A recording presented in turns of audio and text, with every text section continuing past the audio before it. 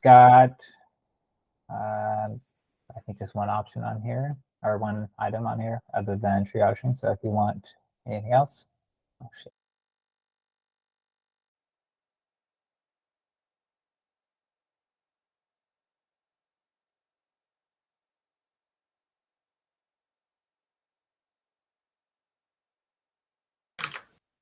All right, cool. That should work now. Okay, let's move triage to the end probably, since that can take an unbounded amount of time. We have this one here. Is Steven, did you have this? Yeah. Cool. I pretty much was just trying to figure out if we need or want a explicit way to turn off the protocol detection in waypoints. So we use it in two cases right now. We'll do protocol detection for service ports that don't have explicit like TCP or HTTP protocol that we support. Or we'll use it for to workload traffic where we don't really have service information. And so John did create an issue and has a couple of proposed solutions for this. One of them relies on a new Envoy feature that would let us kind of like in-depth pick which ports need the sniffing on and off at the listener level and do like a matcher tree thing, but that doesn't really exist yet.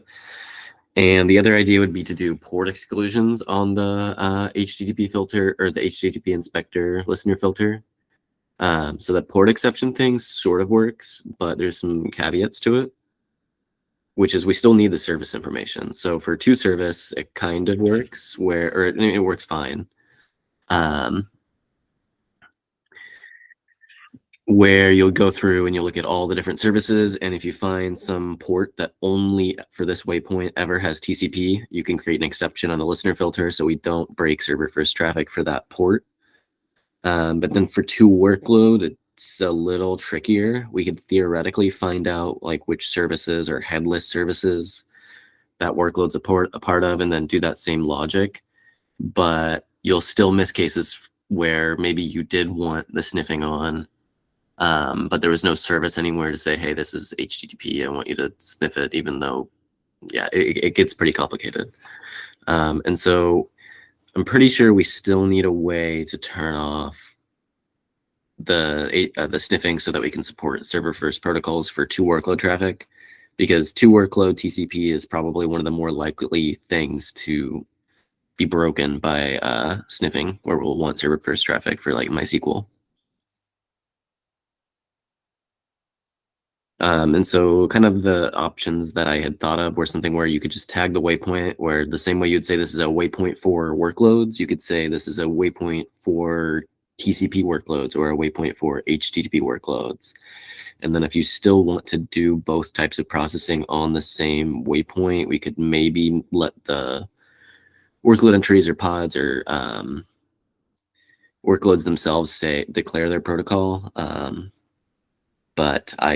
Or declare the ports, but I think that still kind of has the same tricky issue where something that didn't declare it is broken by something that does declare it.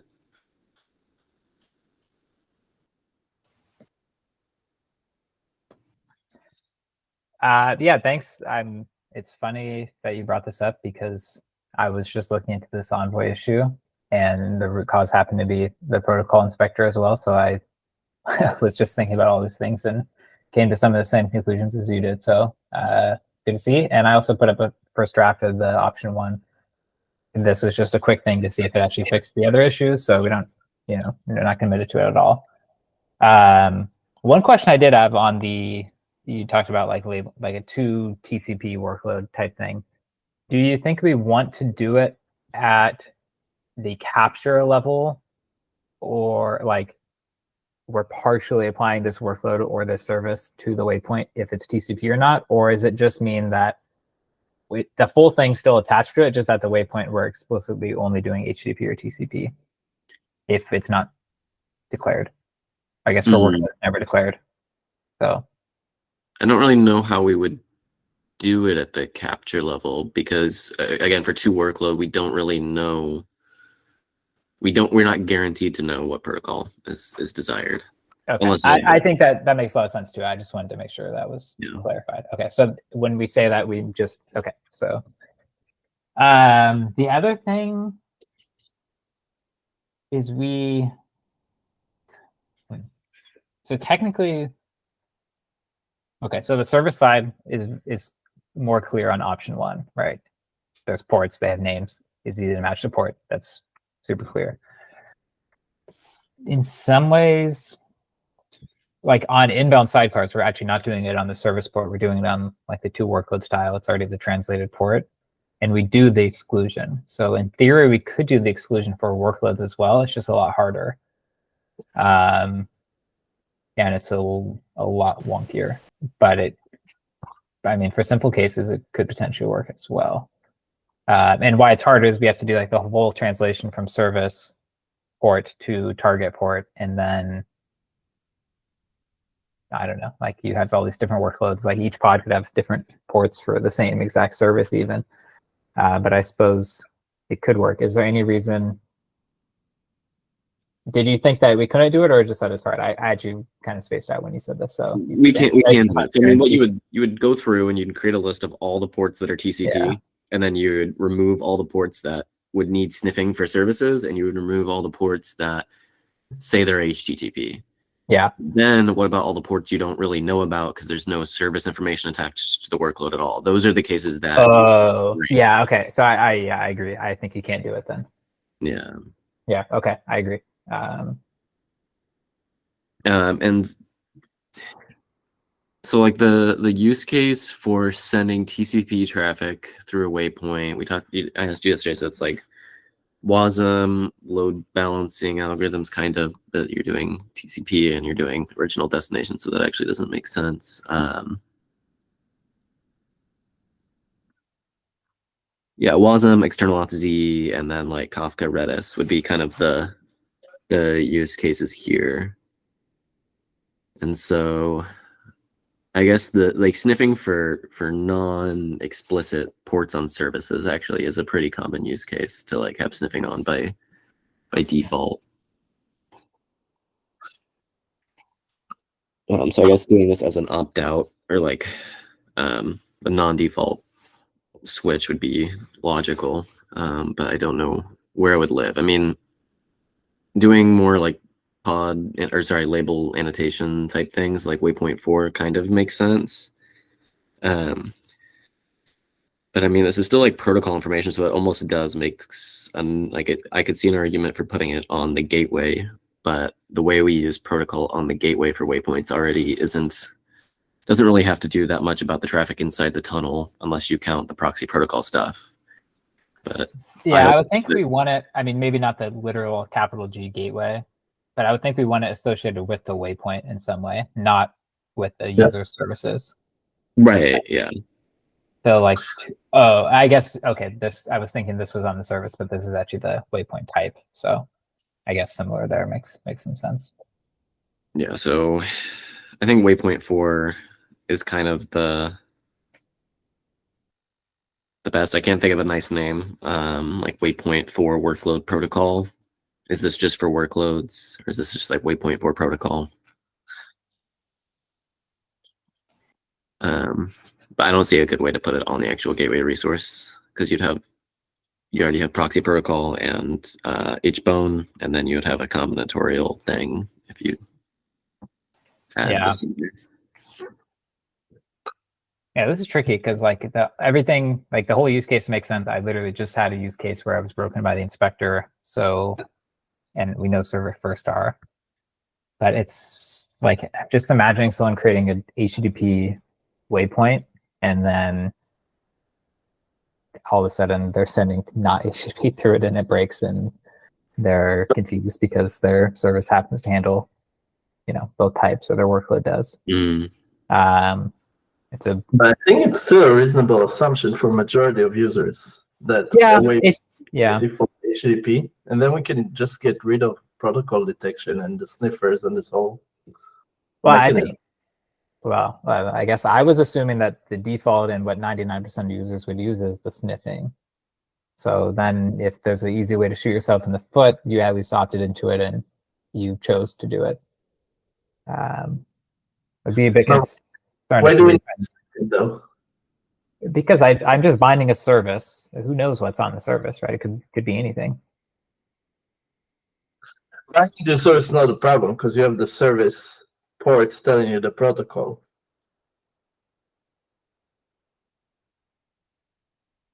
Okay, then for workload. Right, so that's what I'm saying. It's a very small, you know what I mean? It's specifically for users who deploy a waypoint for 2 workloads that are not HTTP. I don't know if. Well, it's not. It's. I'm more concerned about the mixed cases where like a pod happens to serve 2 different ports or something.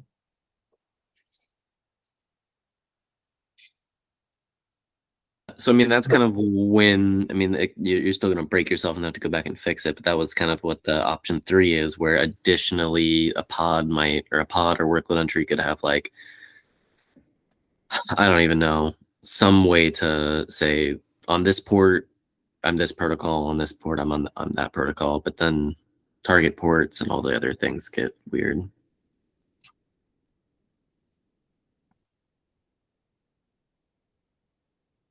How common it is to have a pod with 2 ports and 1 waypoint?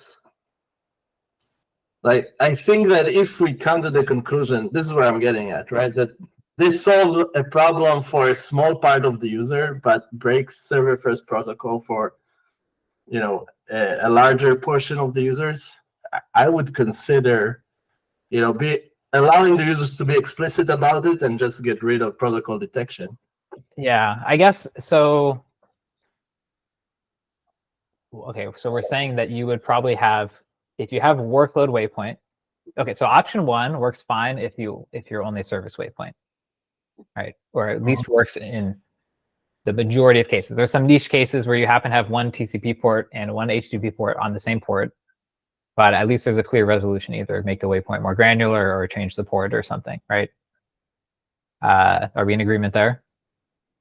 Yeah. Okay, so the challenge is the 2 workload. And what you're kind of saying is that we expect for users of 2 workload to be HTTP typically, right? I think if you're doing a waypoint, you're probably HTTP the vast majority of the time. So if HTTP workloads are perfectly fine, right? They're inherently not server first. So I feel like what we're saying is we want 2 workload to be HTTP. But like I'm having trouble to express this, but like removing sniffing doesn't help those users if we like today with sniffing, HTTP works fine and 99% of TCP works fine. But now we're saying we want to make an HTTP only mode where HTTP works fine, but no TCP works. Isn't that just worse? No, if it's deterministic, why would it be worse? Well, I mean, worse was a kind of a vague word, I suppose. I mean, it will be clean. I mean, so the only reason to sniff on a port if you don't know what it is. Sure. There is no scenario where a request on port 443 or on port 80 should ever be sniffed, because there is no sane. I mean, it's completely insane to allow TCP on port 80 or on port 443. It's worse because you enable bad behavior. Now on port 2022. Whatever, I mean, you can sniff. It's their fault for using standard ports, but on standard ports, I don't think that we should have any sniffing. And if our docs tell people to do that, then our docs suck. I mean, we need to fix them. The internet standards are probably, pretty important.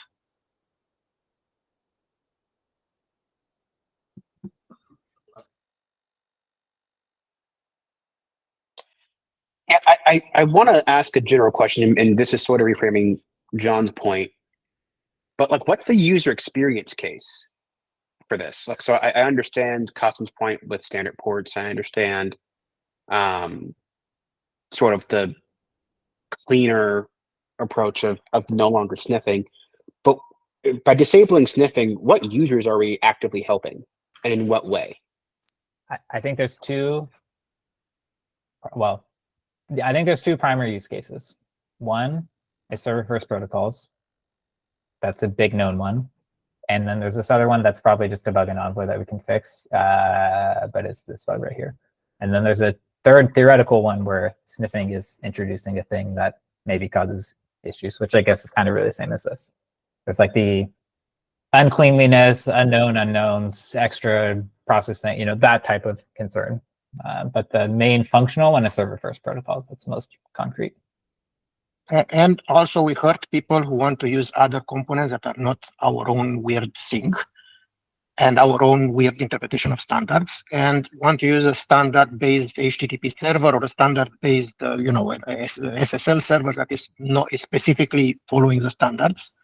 And now we cannot, because our documentation and our interpretation of internet, it's basically locking people in into it. You must use our implementation, or something will stop working because you rely on something that our documentation is saying, or some behavior that we have, and suddenly all you can use is our weird configuration and envoy and specific, you're locked in, and that's maybe not be good. I don't know about that. What's the percentage of users? So we're talking TCP, we're talking 2 workload. Like, I can't imagine if you're an Istio user today that we have more than, half a percentage point of users who would be affected by this, who are using this actively and depending on it. Again, non-HTTP SSL/TLS, server first.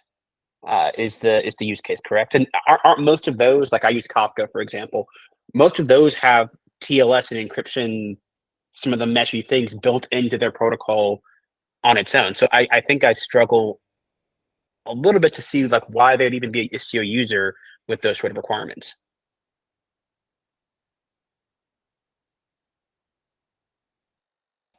Yeah, in my experience talking to users, one person brought up the server first issue, and one user ran into this bug that I think is just a bug and probably it's a distraction. I don't know how many users had everything works and didn't feel the need to tell us. So I agree. Server first is not super common. The thing is, it's moderately common in like the context of, in my cluster, do I have any server first protocols? Because like MySQL and things like that. But those are very typically not things that you'll deploy a waypoint in front of. So I suspect we'll see a lot less of it in Ambient than with the old way. So I guess my point is that I don't know who protocol detection benefits, right? Because if we have a waypoint to a service, we can get the protocol information from the ports, right? So our problem is very specific. It's to users who do 2 workload waypoints. And I think that's already a tiny fraction of users, right? So the trade-off is, do we keep this complexity that, like John said, there's the service first and the bugs and unknown unknowns, or we simplify? So that's why I think we should get rid of sniffing, not necessarily because it will help server first, but because I think it's just complexity that's not worth the value, especially with waypoint, where most likely if you have a waypoint, it's probably HTTP. And when, unlike sidecars, you explicitly create a waypoint. So I think it's reasonable to ask users to also explicitly tell us if this waypoint is TCP or HTTP.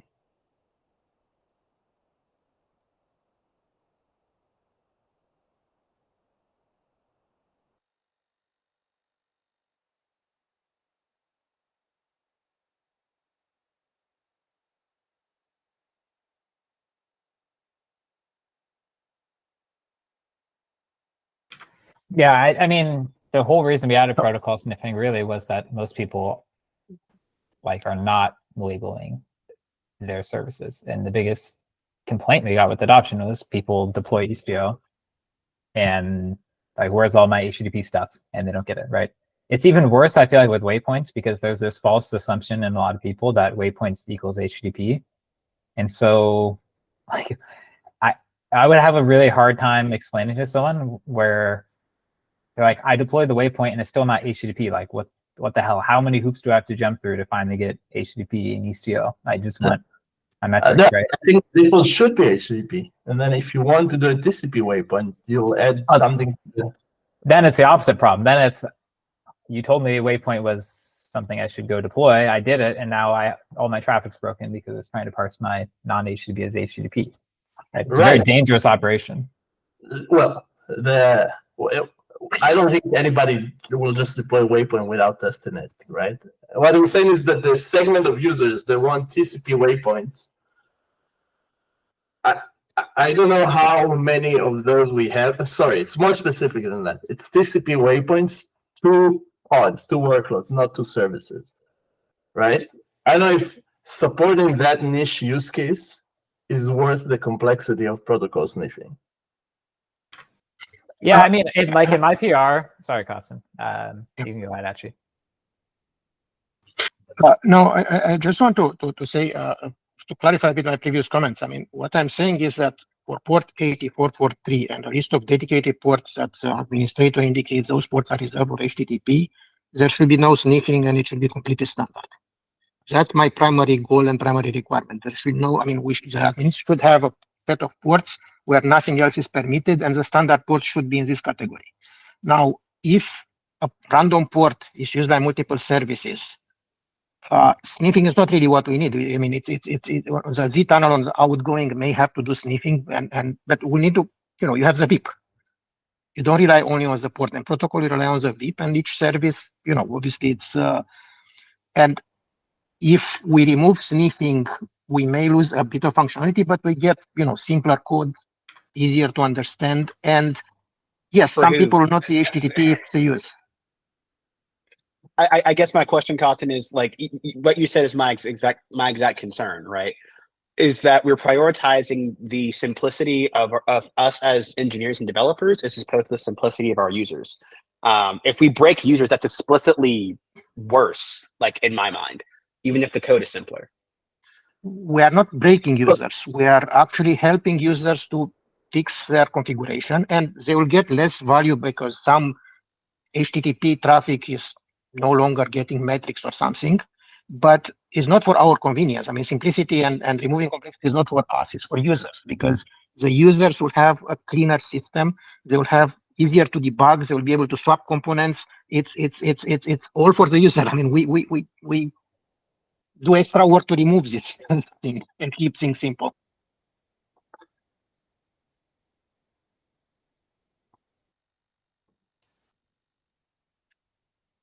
Yeah, so going back to Yuval's comment, on option 1, like in the draft PR I have, so most users have a service waypoint. That's the default, and I have not seen anyone actually comment about using workload waypoints. So if you have a waypoint that's only for services, this approach works perfectly fine. It's only when you add the workload one, and you could always make a separate workload one that we run into issues, right? I feel like that covers like a pretty large amount of use cases.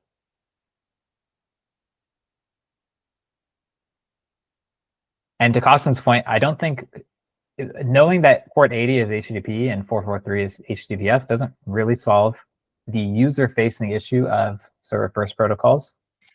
It maybe solves developer-facing issue of I have a filter that I don't want.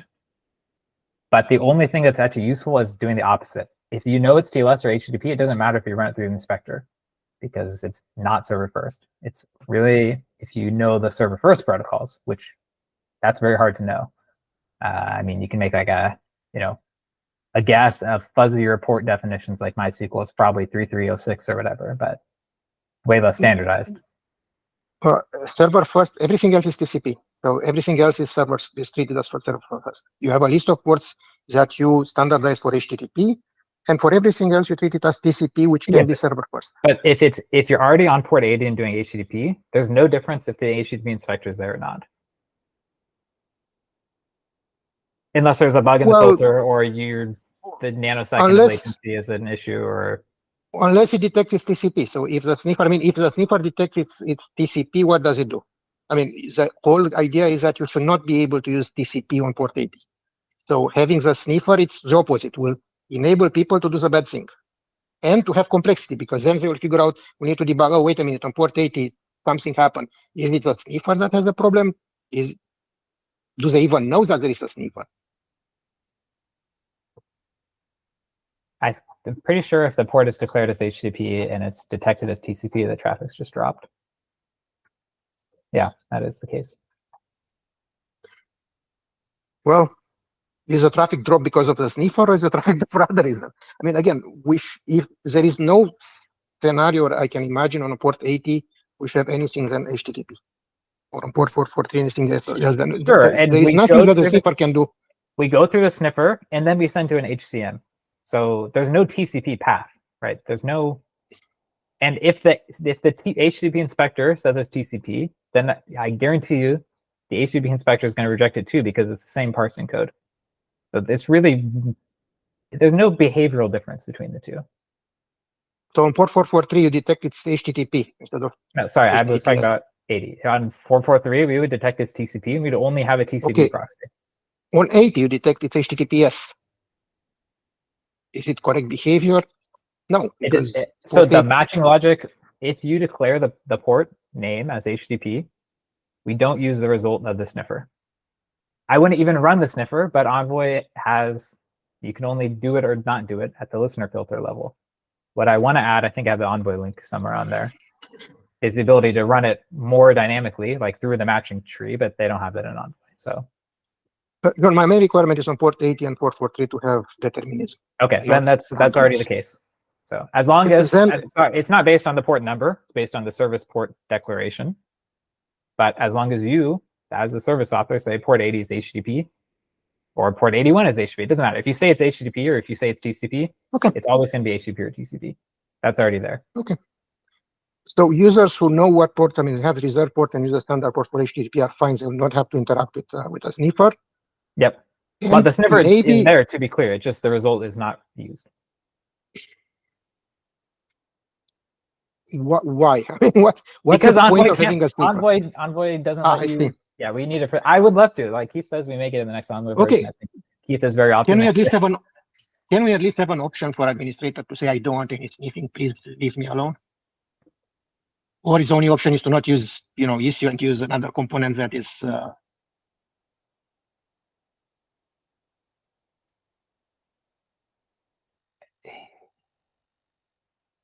Yeah, I mean, we could. Or you can just do option one is where you can detect that it shouldn't be used, and then as long as you construct your configuration explicitly. Like, I guess the question is, do you want it so that if you declare everything properly, then you don't get sniffing? Or do you want it to be that you say, I don't want sniffing, and then if you don't declare things properly, you get broken configuration? No. I don't want to use any sniffing at all. And only the ports that I declare as 80. If I declare any except the standard ports will be treated as HTTPS, everything else will be deterministically treated as TCP. And it's not broken because I explicitly by definition, we use the standard ports for HTTP. That's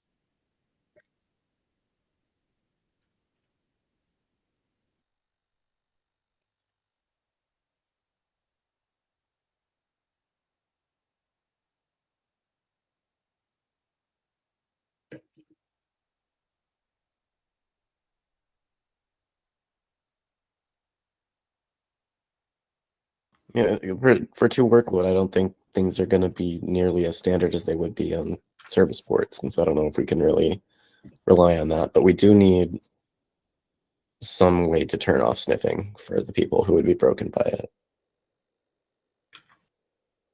We just need an opt-out mechanism at like the very least. But for what? I just don't really get who. I don't get it. I don't get why we need it. What is the specific workload type? Is it like a MySQL server using a workload waypoint? Exactly. Can we just tell them not to use a waypoint? Yeah, what benefit do they get from a waypoint anyway?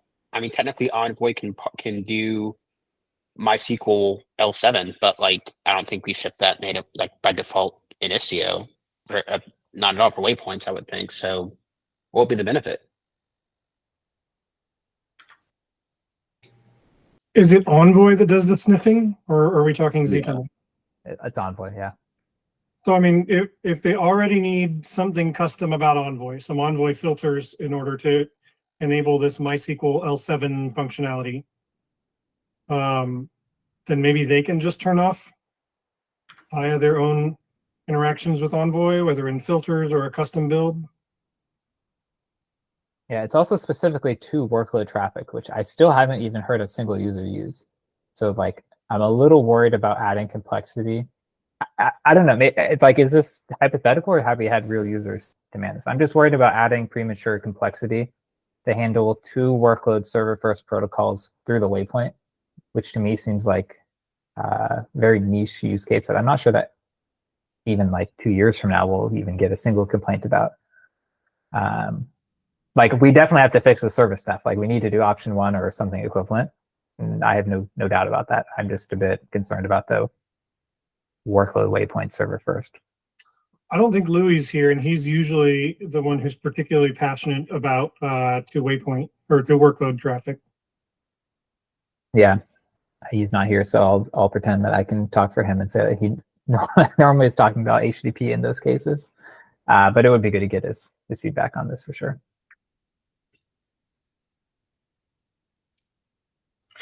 So just from my understanding, okay, I was just asking, from my understanding, like, does delayed or rather lazy filter execution for sniffing, so the inspectors, does that solve this problem?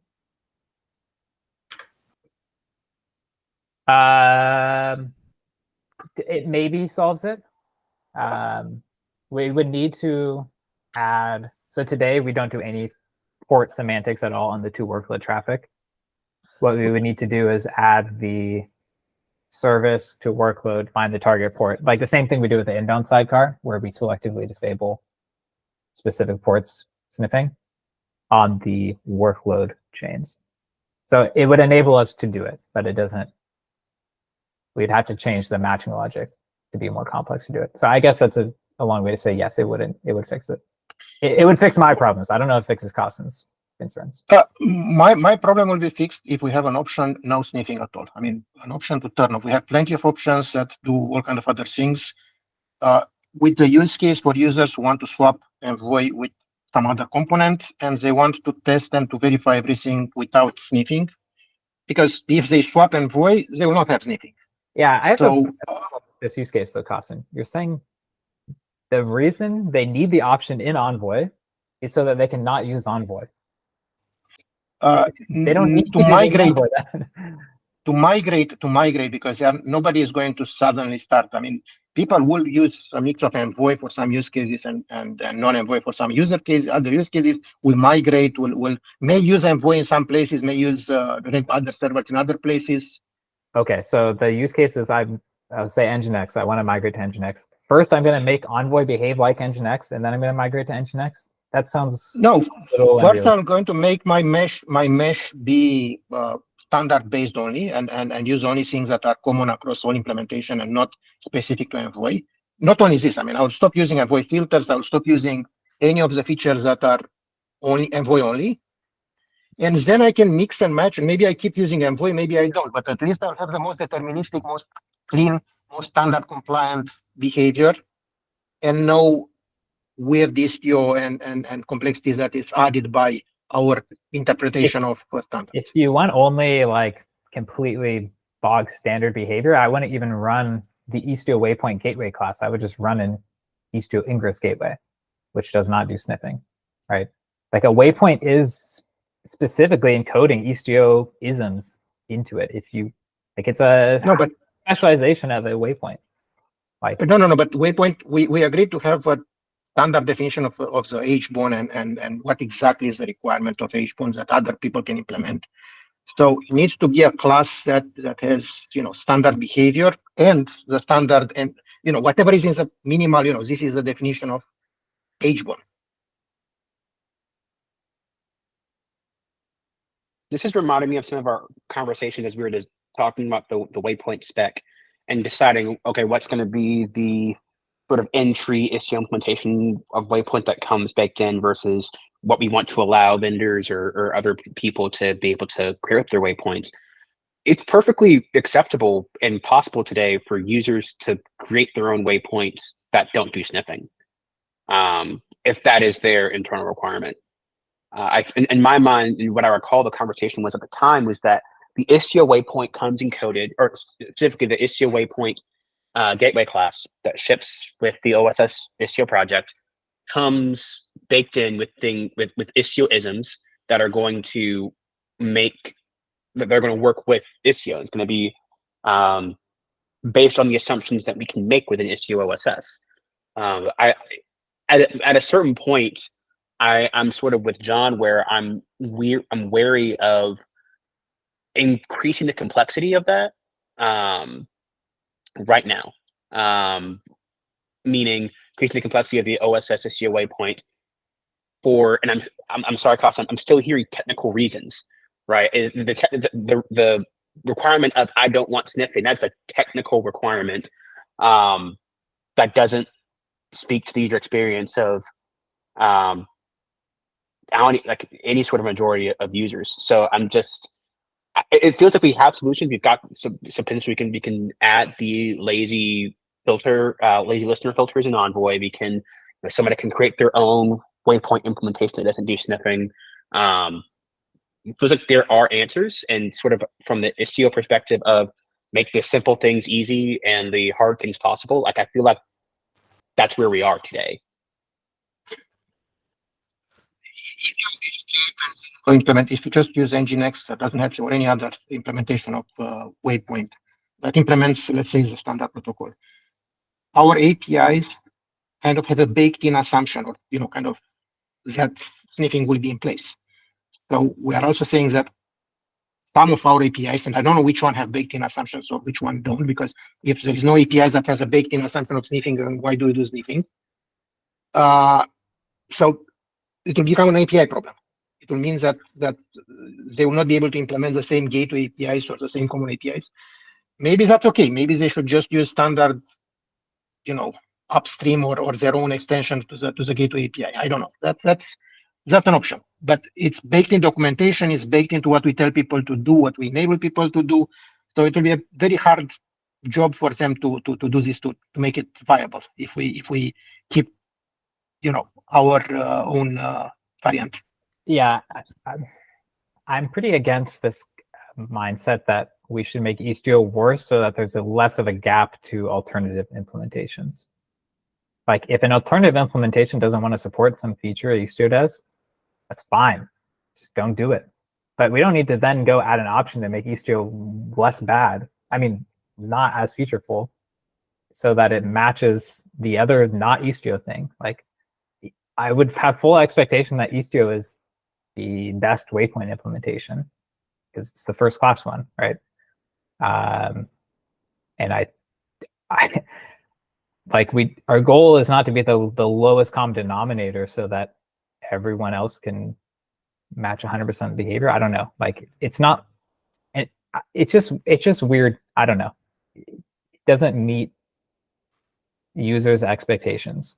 Like, done by removing it. I mean, not removing it. I have an option to turn it off for my installation. I want an install of Istio where I don't have sniffer. I have an option. I know what I'm doing. It's a profile. It's what no one wants that, though. That's not a real user-facing thing. A developer of an alternative waypoint implementation wants it, so there's less of a gap between their implementation and the Istio one.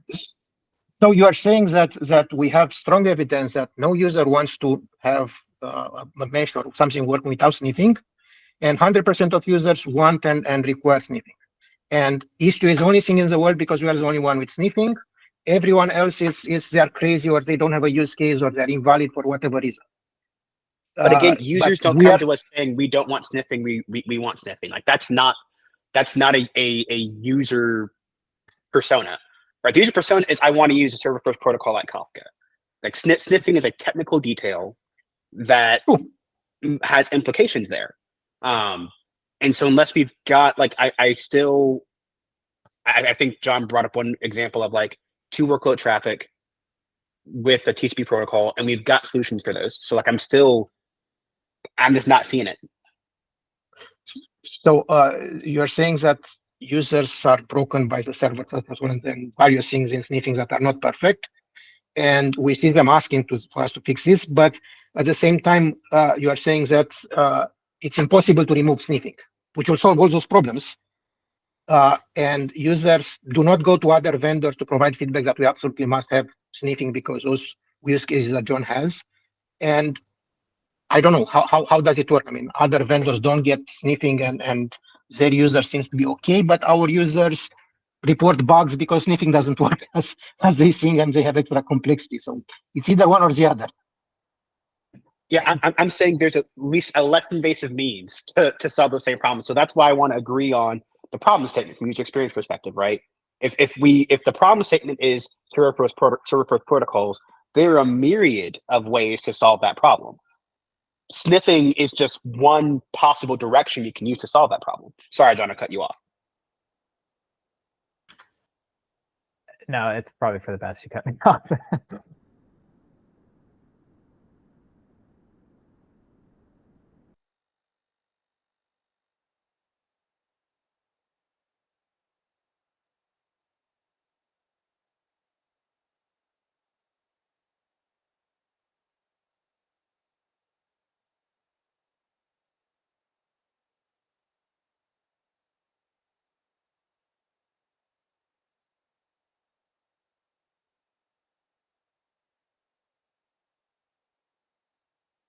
Yeah, go ahead, Alan. Hey, thanks, John. Yeah, just to come back to what Keith was saying about user experience, I think I'm sort of new to Istio, so I might not be looking at this the right way, but one thing I can see is like if I'm a user and I see, okay, I think the problem I'm seeing is that you can't label app protocol at the pod level. And if you could, and I think what you're saying, John, is some implementation could say of a waypoint, okay, I'm going to require everything is labeled at the pod and the service level if there was a way to do that. And I'll default to TCP and I'll only do HTTP explicitly when those things are labeled. Then you can look at a configuration and sort of say, okay, I can know ahead of time how this authorization policy is going to apply to which things, without knowing any more details about the app, right? Because this thing says it's HTTP, it's going to enforce the L7 authorization, that kind of stuff. So yeah, from my perspective, I think maybe one of the points Costin is making is it's a little easier to reason about things as a user ahead of time. But I can also see like that behavior of defaulting everything to TCP is exactly the opposite of what every user is already expecting in Istio. So yeah, I guess what I'm saying is like it sounds like as long as a different waypoint implementation can make a choice there and try to be more strict or do something to avoid sniffing, you're saying that's sort of totally okay for other things to do that. Yeah, and further, what I would say is that if we do this PR, the one that I just linked 53194, and so if a user is not using sniffing, then they ought to label all their services, right? Like, yeah. Sure, we have to pick a something if they don't, which is presumably TCP, but they really should go label everything. And so if they do that, then with that PR, for service traffic, there's no sniffing at all, which is great. That's exactly what they right. want, and there's no need for a flag. Now, there is still the two workload stuff, but if we're talking especially about alternative waypoint implementations, I don't expect those to support two workload traffic. That's a pretty niche Istio tied thing that I would be surprised if like Nginx or another implementation added support for that. And that's really where all the complexity lies. So I don't know that it just doesn't seem like that big of a problem. Like if you want no sniffing with Istio, use toService and label everything. Then if you go to a different one, even if it doesn't have any sniffing code at all because all your ports are named, it should be fine. And then there's no two workload there. Yeah, I had a question about that. So I agree with you. It doesn't seem as likely for the two workload traffic, but say you have a service that is L7 and you want to say, I want to enforce this authorization policies applied however the traffic comes in. Are you saying that like you have a waypoint for the service, but there's kind of a backdoor where someone can go directly to the workload and bypass that L7 authorization policy, or you would use like a network policy to block that direct traffic or something if you really wanted to? Yeah, how it works today, we've had some explorations of automating some of this, but how it works today is that there's no security policy that says traffic must go through the waypoint out of the box. right? Now the client, like the mesh client, will do it, of course, but you can't trust them because they could run their own client that doesn't follow the rules. So you would be expected to write an authorization policy on the server side that says, I only accept traffic from my waypoint, if that's what you do expect. I see. We've had some, I think we even have an experimental flag to automatically add that, but it's not on by default. So. Okay, that makes sense. So you can achieve the security goal without having to have a waypoint that supports two workload. That makes sense. Yep. And does anyone know why pods in Kubernetes don't support app protocol? That's a good question. I mean, the whole container ports, yeah, it could probably, like in theory, it could have. We do on sidecars for inbound sidecars, which is effectively two workload. We do this, but it's based on heuristics of looking at the pod, finding services associated with it, finding the target ports, and then doing that port mapping. It's not perfect, but decent. Yeah, I'm just wondering if we had that in the future, that's some other building block. Yeah, we can't use that today on a waypoint, because what happens in the Envoy implementation, first you do this inspection and then you do the matching. What Keith and I were talking about adding to Envoy is being able to weave those together. So we can say first match the IP. Okay, it's going to this pod. Now apply the filter on these ports, or don't do it in other ones. Rather than just like upfront, do I do the filter or not?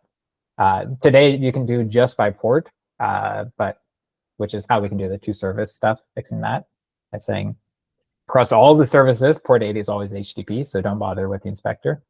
But with workloads, the port range is all of them, of course. So then you need to first pick the workload and then find the ones that have been declared or not. Yeah, makes sense. To answer why they don't support. Nobody likes to label the port to do extra work for each pod, for each deployment, for each service. The reason I feel strongly about removing the sniffing and all this weirdness is because for an administrator, mesh admin, they can make a decision that port 8080, port 8440 are for HTTP, and everyone in the mesh should use those ports if they want to get HTTP capabilities. Waypoint is much simpler because the HTTP port are clearly HTTP port and everyone knows about it. And then everything else is TCP, just like if you didn't use Istio at all. I mean, it's very legitimate, like you use TLS or other things, but you don't have to label anything at all. So instead of user having to label stuff and remember, oh, this is a server first, I need to label this, label that, then you don't have absolutely, I mean, as long as you follow the rules and use, you expect HTTP semantics on the HTTP ports, there is zero overhead and complexity and pain for the user.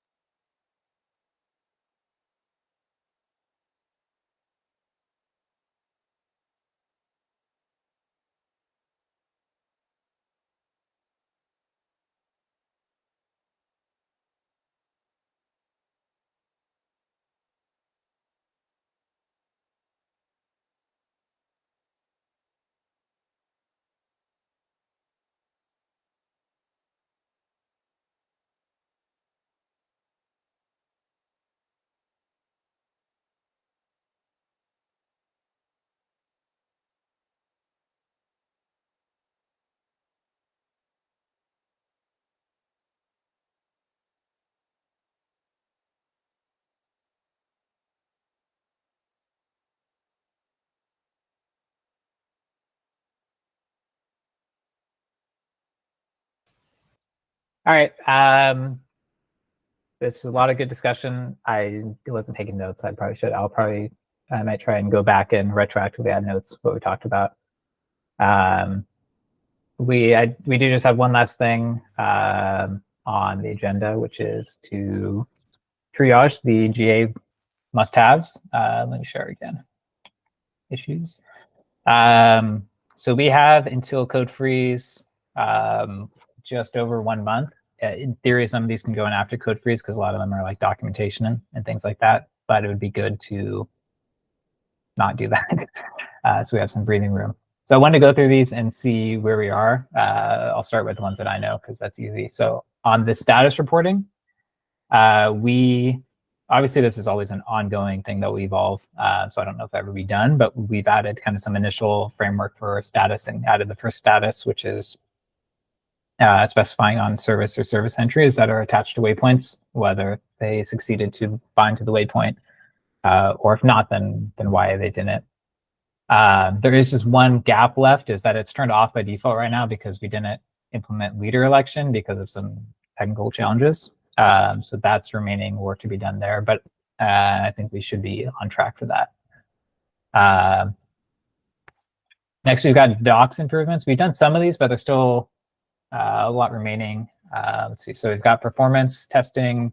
Stephen, I think you're actively working on this. Is that right? Yeah, I'm working on it. Okay. It was a little hard to anything you need or any risk for getting this done? Oh, pardon. Can you repeat that? Is there anything you need to unblock you, or is there any risk of this not being done? I know you had issues with the cluster, but the cluster is good now. We found somebody who SSHP. Okay.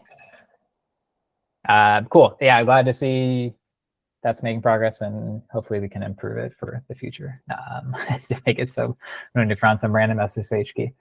Okay, so we got this doc verifying MTLS. That's done. Security model, we also merged. I didn't get a ton of review on that one, and it's kind of an important doc. So I consider that the initial draft. If people have opinions, feel free to let me know, or just send a PR directly. Then we've got supported APIs. I don't necessarily even know what this is about. I'll talk to Lynn offline because she's not here. Mitch, I think this is just refreshing what APIs are GA versus not. So okay. Similar to what we did for the beta release, where we said this is. I think you did it, John. Like, this is part of beta. This is not, like, I think basically refreshing that scope. Okay, so like the feature status is probably the. I believe so. Yes. Okay. Okay. Well, I don't know if that's made progress, but it's not more than a couple hours work, so I'm not too worried about that. Mitch, we kind of had you tentatively as an owner for finalized docs. I don't actually know the current state of this. Is it done? And if not, are you planning to do it, or do we need to find another owner? I'm trying to think of what we intended there as well. I know we did a great deal of work on this in August, but the fact that it shows up on this list tells me someone, probably me, felt like there was more to be done. Off the top of my head, I don't know what that is. I'd need to go back and look. Okay. Well, we also copied the list from the beta one and then made tweaks, so it's possible we just copied it and didn't realize. We weren't sure if it was done or not. I'll take an action item to review this week and see what might need to be left, and I'll talk to Ben about it too. I know he had some strong opinions there. Okay, I'm assuming this one as well is the same as the one below it, so I'm going to delete this row unless there's objections. It is done. Okay, cool. So that one I think is in good shape. Finalize install methods. Is Ben here? Yeah, Ben's here. I don't necessarily know what we have left to do with this. Like, I guess the question is, something's finalized once no one is suggesting changes. So are there, like, is it finalized? I would be fine in the current state. So I'm like, I can't really say myself. Ben, do you think we need to make changes? Do others? I know Ben has just commented here, so that's why I'm calling you out.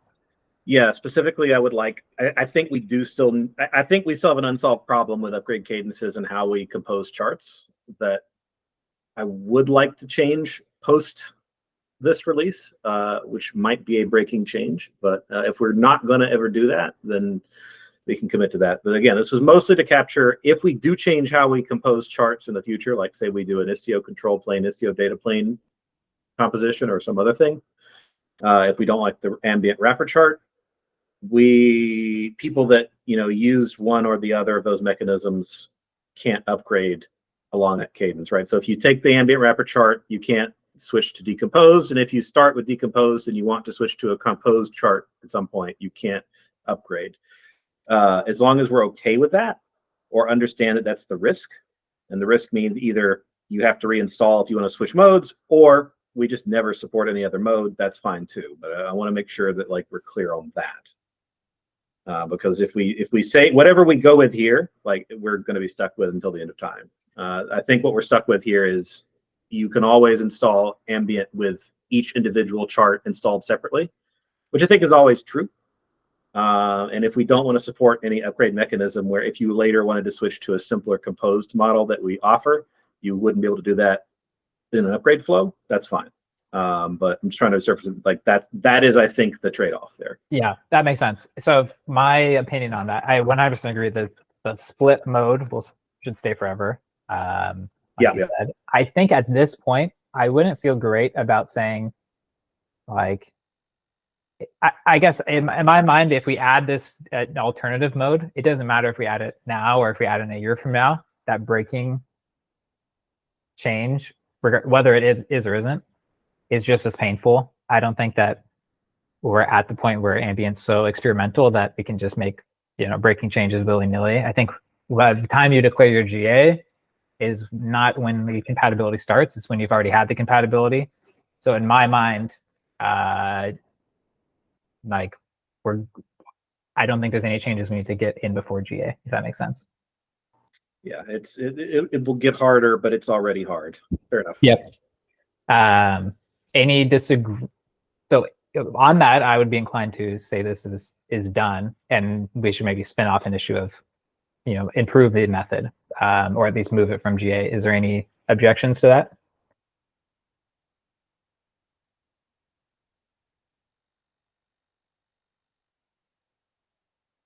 Okay, Ben, do you want me to close this or just remove it from the must-have GA list? I'll add a note that we agreed on this and then disclose it. Okay, sounds good. Thank you. Okay, this is actually, I think, one of maybe the biggest risk ones, is cross-version. Oh, we're actually out of time, so if anyone needs to drop, feel free.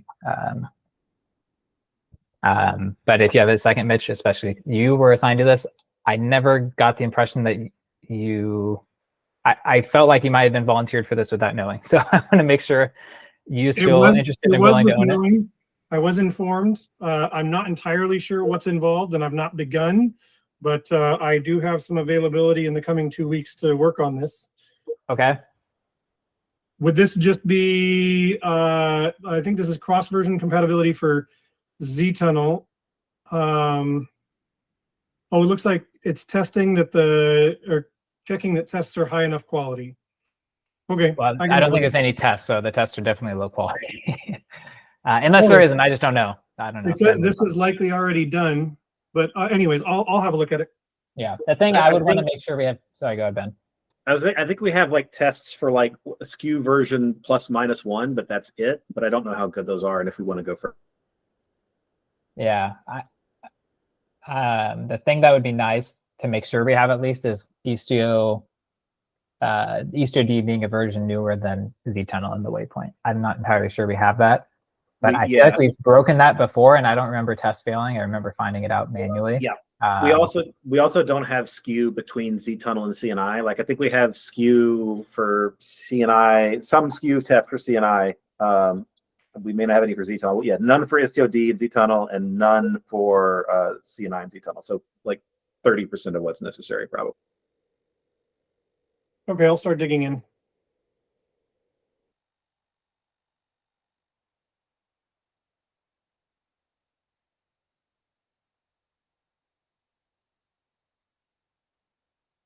Okay, this is, I think, the biggest risk because it's something that will take someone probably a decent chunk of time. So if you feel like you're not able to do it, just let us know so we can make sure someone picks it up. I'm less worried about like the docs because someone can, at the last minute, spend 4 hours and crank those out, worst case. 2 to 3 production users have validated. It's not really something any of us can solve. I do think we have 2, at least. I mean, I've talked with more than 2 for sure. It's just really, like, ideally this turns into like publicity. I don't necessarily think it has to, but we'll see if we can convert those into like a case study type thing. And then the last one is the future-proof multi-cluster APIs, which again, this is getting consensus that we don't need to make breaking changes. Which I think last I talked to you, Keith, you didn't feel like we were there quite yet, but we were getting there. Does that sound right? Yeah, we've got we have that doc that I shared a couple weeks ago. You thumbs up. I think we're waiting for STOC to take a look. That's where we left off on that. The rest of those, there's a couple open questions around waypoint stuff, but I don't think anything about the HBOM protocol has yet changed. It's more of the open questions around control plane decisions. Okay. And I don't think those require breaking change. So I think once we get TOC to approve that for scope part of the doc, then we'll be in a good place to, I think, to call this done. Okay. So specifically, TOC needs to sign off on. Oh wait, this is a different doc. Oh, that is a different doc. okay, I know it's the thing. Okay, so I will go herd the TOC members. We have 2 approvals. We need 3 more. One of those is Mitch. So Mitch, consider yourself herded. Take a look at that if you have a chance. Okay, so that's all the items. I think we're in pretty good shape then. Any concerns from anyone? Otherwise, we could probably end this.